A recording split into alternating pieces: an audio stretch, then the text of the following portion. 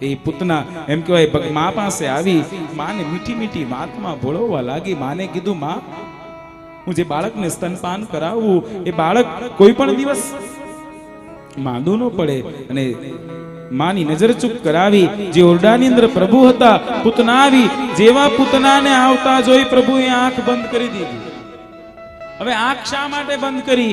એની પાછળના 172 કારણો છે. એમાંના એક બે કારણો આપણે જોઈશું કે પૂતનાએ આંખ એટલા માટે બંધ કરી. પૂતનાને જોઈ પ્રભુએ આંખ એટલા માટે બંધ કરી કે પૂતનાને જોઈને પ્રભુને એમ થયું કે પૂર્વે પણ મેં આને જોયેલી છે. વિચાર કરતા કરતા 15મા અવતાર વામન સુધી પહોંચી ગયા.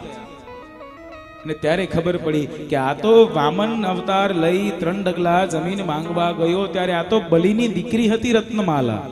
આ એ જ પૂતના છે.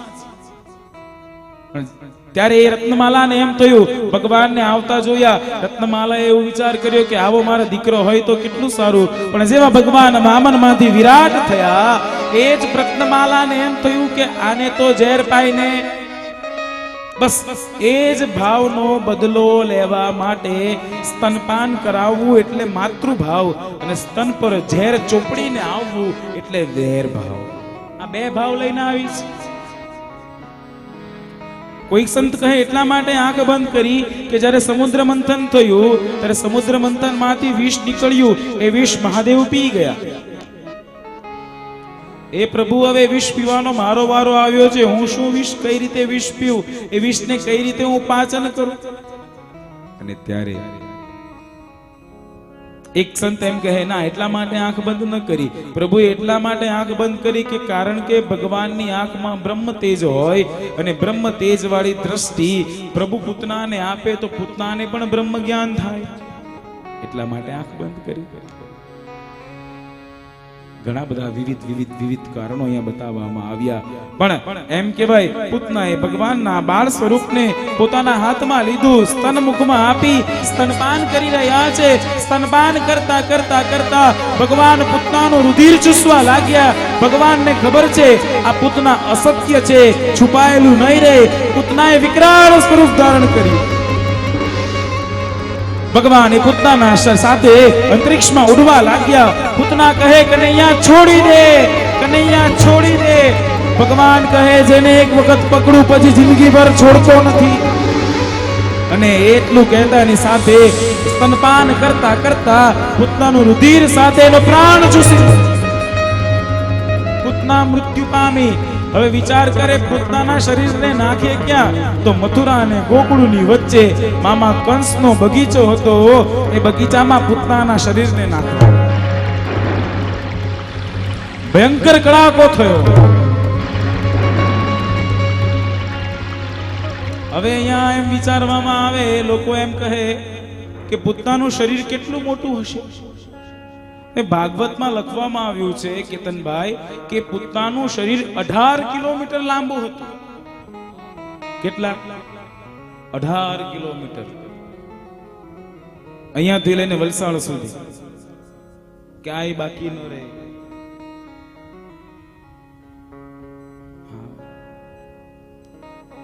એના નાકના જે છિદ્ર હતા ને, એ મોટી મોટી ગુફાઓ હોય એવું લાગતું હતું સાહેબ.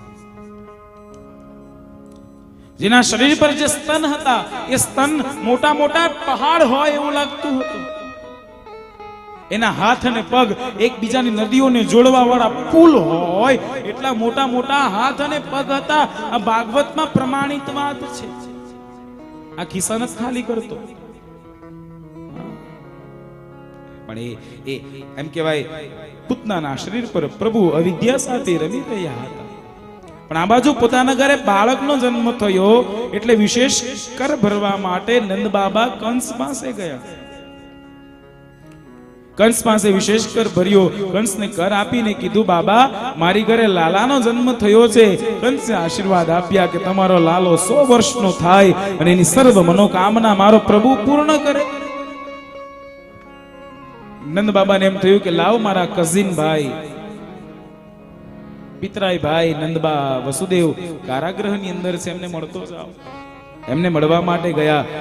ને એમને મળી કુશક્ષેમના સમાચાર પૂછ્યા. વસુદેવજીએ કીધું બાબા આપ ગોકુળ જાઓ, ગોકુળમાં કઈક અમંગળ ઘટના ઘટિત થઈ હોય એવું મને લાગે છે.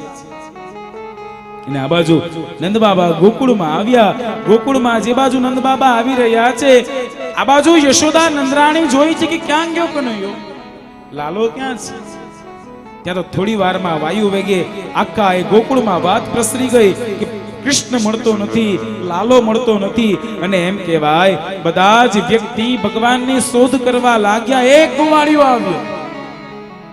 ગોવાળિયાએ કીધું માં તને ખબર છે લાલો ક્યાં છે? એક રાક્ષસીના શરીર પર રમે છે. અને ત્યાં તો માએ દોટ મૂકી દોડતા દોડતા દોડતા ભગવાન પાસે ગયા. આ બાજુ નંદ બાબા પણ મથુરાથી આવી ગયા. પ્રભુના શરીરને લીધું છાતી સમક્ષ લગાવવામાં આવ્યું છે. આ બાજુ નંદ બાબાએ પૂતનાના શરીરના ટુકડા કરી એ શરીરને અગ્નિ સંસ્કાર આપવામાં આવ્યો. પણ અમારા પ્રભુ, અમારા વ્યાસજીની કલમ અહીંયા સુંદર મજાનો એક શ્લોક લખે કે પૂતનાને ગતિ કેવી આપી, તો જે ગતિમાં યશોદાને આપી. ધાતૃચિતાંતતોન્યમ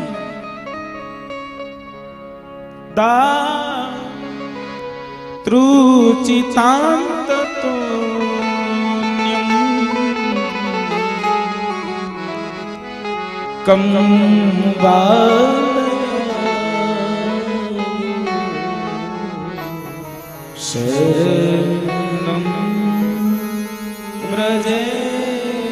એવાથી સુંદર દયાળુ ભગવાન ક્યાં મળે કે જે મારવા આવનાર રાક્ષસીને પણ માં યશોદા જેવી ગતિ આપે. કંબા દયાલુ શરણમ વ્રજેમ. પછી તો રાક્ષસી સાથે ભગવાનનો સ્પર્શ થયો એટલે ગૌમૂત્ર મંગાવવામાં આવ્યું, ગૌછાણ મંગાવવામાં આવ્યું, ગૌરજ મંગાવવામાં આવ્યું, ગોમય મંગાવવામાં આવ્યું. અને એમ કહેવાય યમુનાનું જળ મંગાવવામાં આવ્યું. બધી જ ગોપીઓ ભગવાનના બારે બાર અંગો પકડી યમુનાના જળ વડે ભગવાન પર પ્રોક્ષણ કરી રહી છે.